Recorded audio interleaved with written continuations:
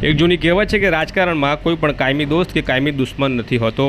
એક સમય આમ આદમી પાર્ટીનો ખેસ પહેરીને ફરતા અને આમ આદમી પાર્ટીની ટિકિટ ઉપર ચૂંટણી લડી ચૂકેલા કરશન બાપુ હવે કોંગ્રેસમાં જોડાયા છે અને કોંગ્રેસની જન આક્રોશ યાત્રાનો હિસ્સો છે। કોંગ્રેસની જન આક્રોશ યાત્રા રાજપીપળા ખાતે આવી ત્યારે નર્મદા લાઈવે તેમની સાથે વાતચીત કરી હતી અને તેઓ શા માટે કોંગ્રેસમાં જોડાયા છે તેવો સવાલ પણ કર્યો હતો, જેના જવાબમાં તેમણે આમ આદમી પાર્ટીને ભાજપનું ગલુડિયું ગણાવી નાખ્યું હતું।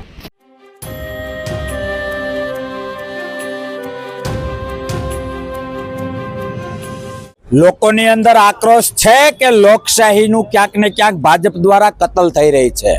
લોકો કહી રહ્યા છે કે અમે થાકી ગયા છીએ।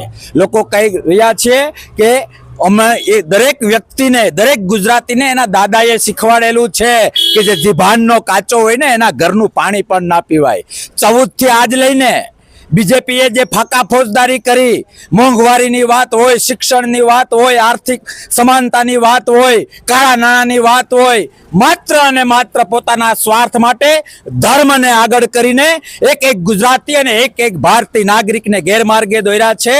આનંદ એ વાતનો છે કે જન આક્રોશ યાત્રામાં અમને જાણવા મળ્યું કે એક એક ગુજરાતી એ જાણે છે, ગુજરાતી આ લોકોને ઘર ભેગા કરવા માટે મન બનાવી ચૂક્યો છો। ગુજરાતી એ પણ જાણે છે કે ભાજપને ખબર પડી ગઈ કે પોતાના તાગડધીના હવે ગુજરાતમાં હાલે એમ નથી, એટલા માટે કોંગ્રેસના મત તોડવા માટે આમ આદમી પાર્ટી નામના ગલુડિયાને ભાજપે રોટલા નાખવાનું ચાલુ કર્યું છે।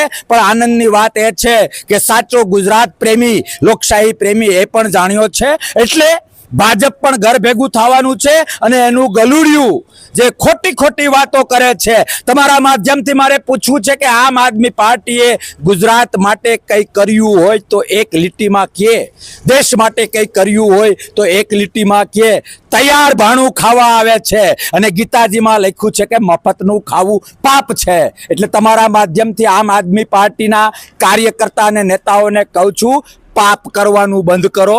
લોકશાહીનું રક્ષણ ન કરી શકો તો કઈ વાંધો નહીં, પણ બીજેપીનું ગલુડિયું બનીને ગુજરાતીઓ અને દેશને ગુમરાહ કરવાનું બંધ કરે। લોકો જાગી ગયા છે।